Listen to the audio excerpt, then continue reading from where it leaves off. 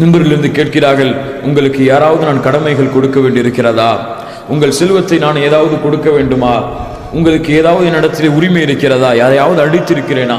யாருக்காவது செல்வத்தை கொடுக்க வேண்டியிருக்கிறதா? சுப்ஹானல்லாஹி ரப்பில் ஆலமீன். அதற்கு பிறகு ஒரு தோழர் இருந்தால், அல்லாஹ்வுடைய தூதர், எனக்கு 3 தீனார்கள் நீங்கள் தர வேண்டும். ஸல்லல்லாஹு அலைஹி வஸல்லம் ஃபுதைலை அழைத்தாக, யா ஃபுதைல், அதை நீ கொடுத்து விடுவாயாக என்று சொன்னார்கள்.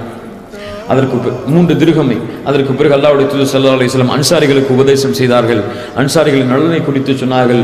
அன்சாரிகளிடத்தில் நல்ல முறையில் நடந்து கொள்ளும்படி மக்களிடத்தில் உபதேசம் செய்துவிட்டு மிம்பரிலிருந்து கீழே இறங்குகிறார்கள்.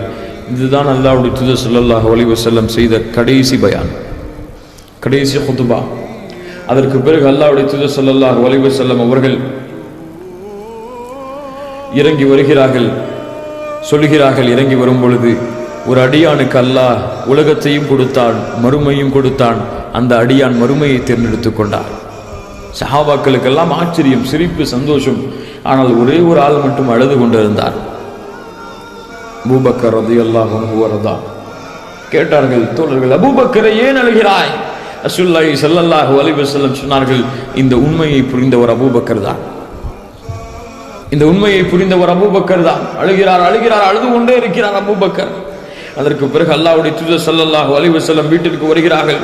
மேலும் மேலும் காய்ச்சல் அதிகமாகிறது. மேலும் மேலும் அல்லாஹ்வுடைய தூதர் ஸல்லல்லாஹு அலைஹி வஸல்லமிற்கு வேதனை அதிகமாகிறது. அல்லாஹ்வுடைய தூதர் ஸல்லல்லாஹு அலைஹி வஸல்லம் இறுதி கட்டத்தை நெருங்கிக் கொண்டே வருகிறார்கள்.